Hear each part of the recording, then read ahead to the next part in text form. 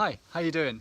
I'm Jamie from Paddle 365 and I'm going to show you that it's possible to get better at kayaking without the use of a kayak, a paddle or even water. What we are going to need is something to sit on that elevates you off the ground, something to rest your feet on that elevates them off the ground, roughly level with your bum, and something to use as a paddle shaft. I've gone for a broom handle. Okay, that's all that we need. You can use your paddles if you like, but I do worry that the blades themselves will be a distraction while you're first getting into it.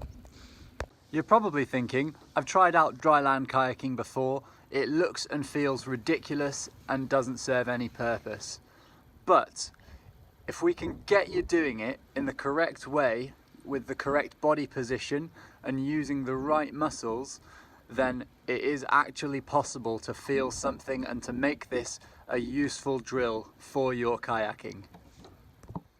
The first thing we need to do is get you sitting in the right way. Posture is a really fundamental part of your kayaking, so we've got to make sure that you're doing it right. To get into a forwards and upright sitting position, firstly we need to sit so that the tops of my legs touch the chair at the same time as my bottom.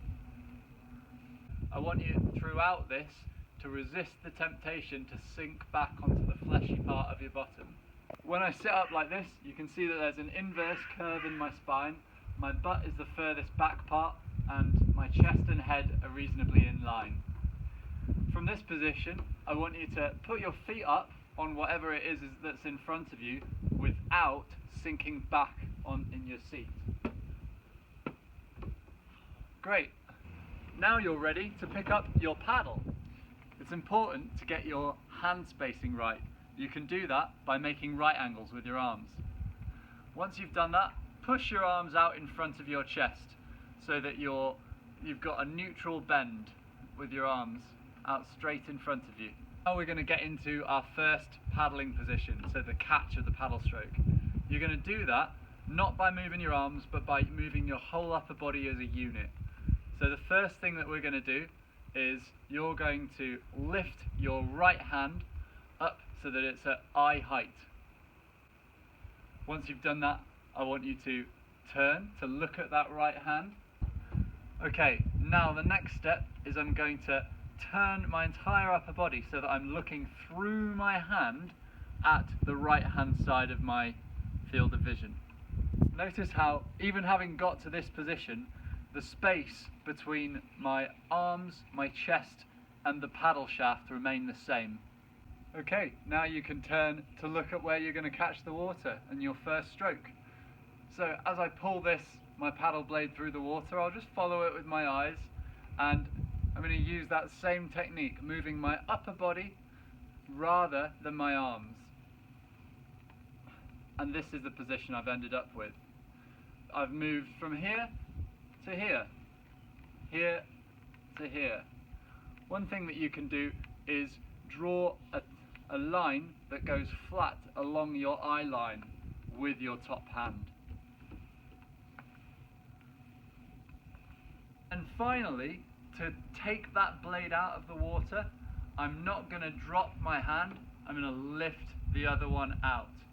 Okay, and then once this hand is at eye height, I can begin to readjust this so that it's down at water level. Okay, so we're ready to practice forwards paddling without a boat, water or a kayak. So the things that we need to continuously look for are, I need to be sat on my bum bones, so with that posture really, really strong. I should feel this in my abdomen.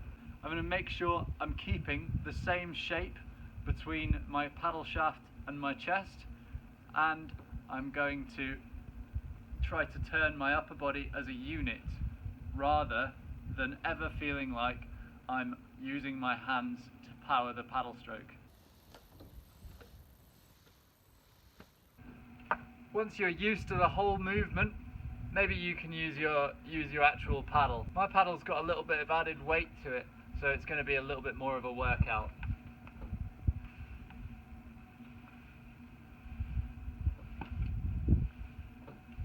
And that right there is kayaking in quarantine.